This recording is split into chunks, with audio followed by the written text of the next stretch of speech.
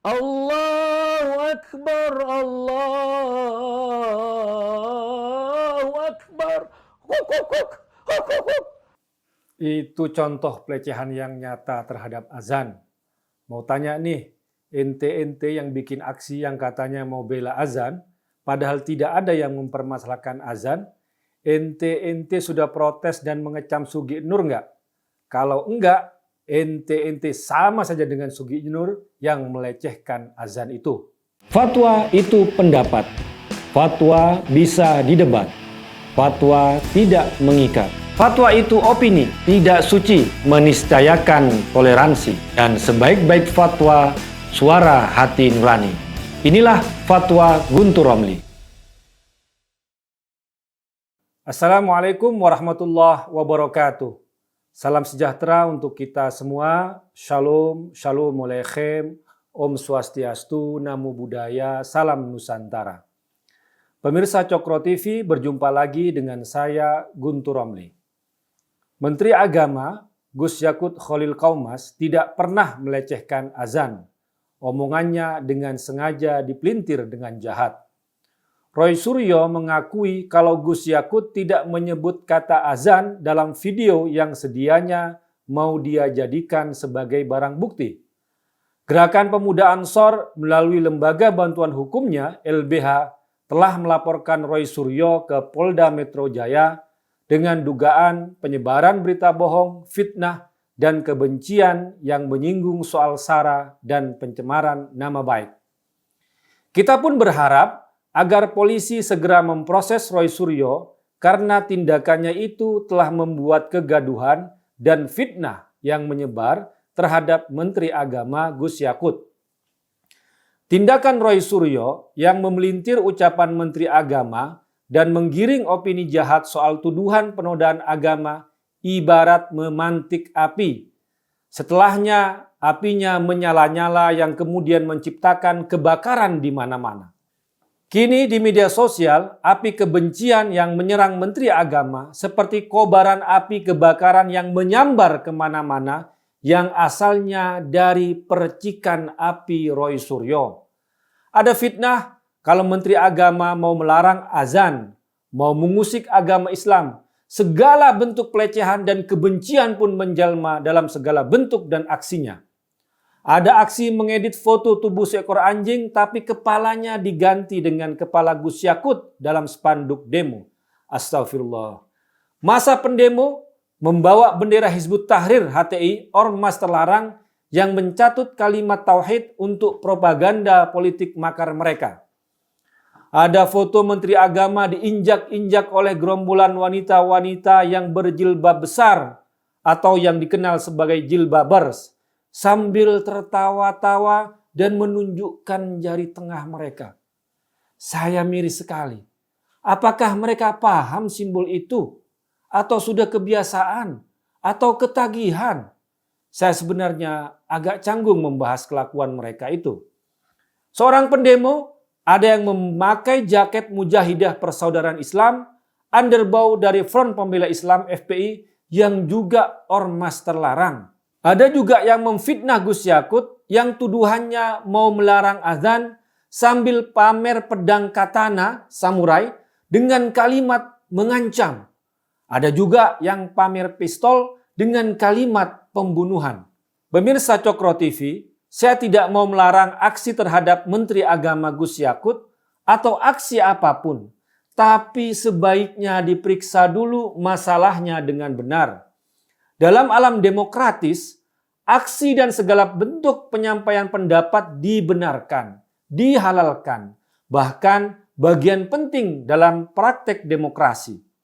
Tapi aksi itu harus berdasarkan argumentasi, bukan berdasarkan fitnah dan provokasi. Apa argumentasi aksi terhadap Menteri Agama saat ini? Apakah Menteri Agama mau melarang azan? Tidak. Apakah Menteri Agama melecehkan azan? Tidak.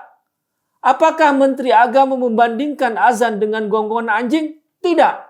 Dan Kementerian Agama sudah memberikan bantahan dan klarifikasi.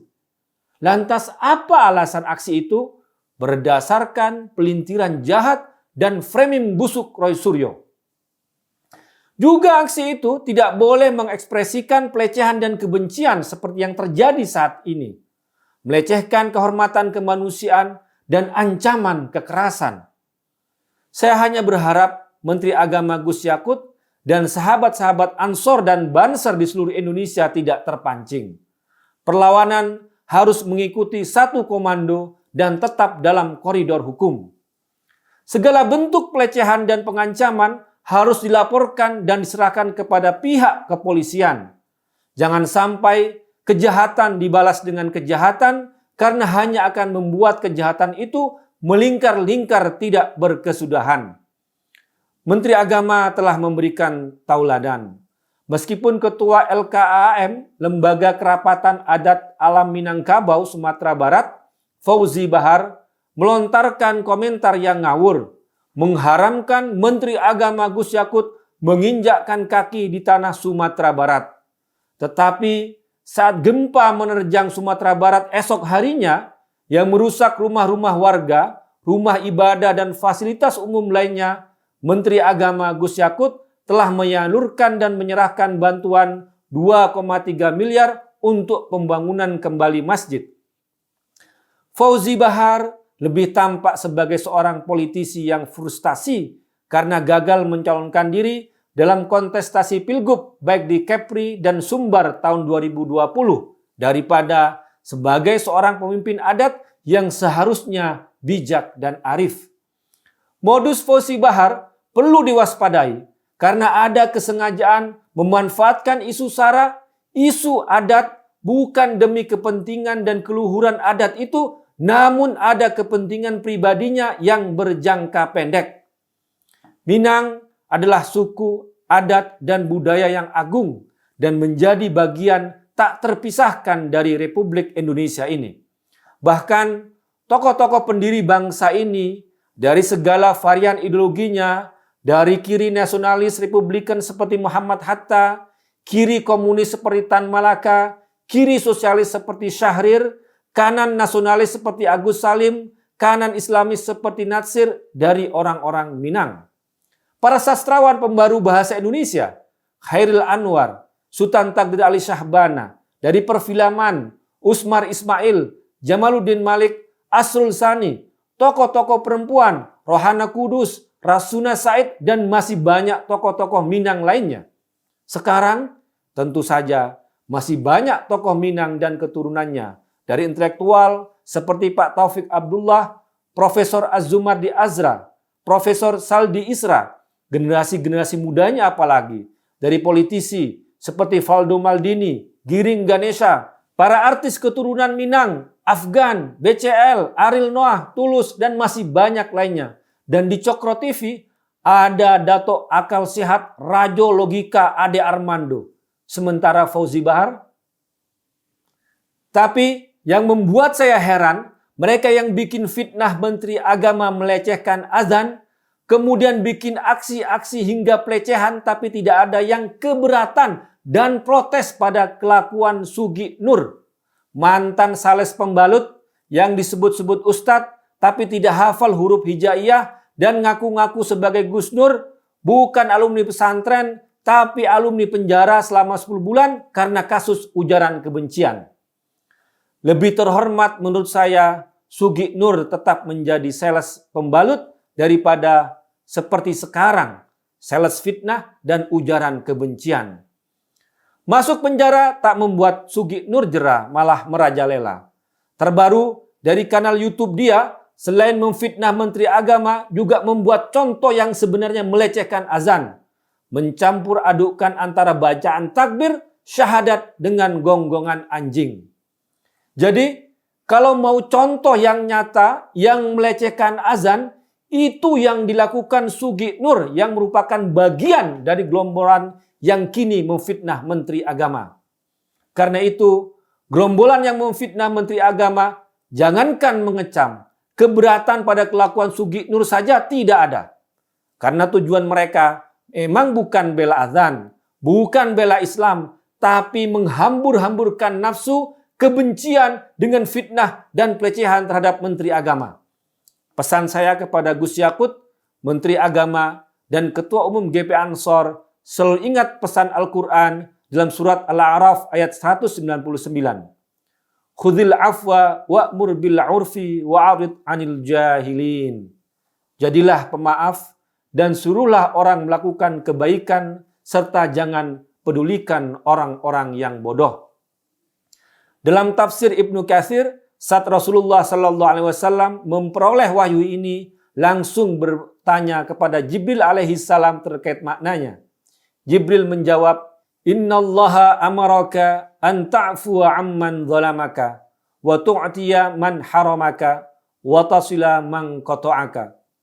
Allah Subhanahu wa taala memerintahkanmu untuk memaafkan yang menzalimimu. Tetap memberi pada orang yang tak mau memberi kepadamu. Dan tetap menjaga silaturahim dan persaudaraan pada orang yang memutuskan tali silaturahmi denganmu. Intinya, membalas perlakuan buruk orang lain dengan perlakuan baik. Dengan tetap berlaku baik pada orang-orang yang berlaku buruk, berarti kita tidak memperdulikan orang-orang berlaku buruk yang dalam istilah Al-Quran disebut sebagai orang-orang jahil. Sadaqallahul aliyyul azim wa sadaqa rasuluhun nabiyul karim wa nahnu ala dhalika minasyahidin walhamdulillahi rabbil alamin. Wassalamualaikum warahmatullahi wabarakatuh. Fatwa itu pendapat. Fatwa bisa didebat. Fatwa tidak mengikat. Fatwa itu opini, tidak suci, meniscayakan toleransi. Dan sebaik-baik fatwa, suara hati nurani. Inilah Fatwa Guntur Romli.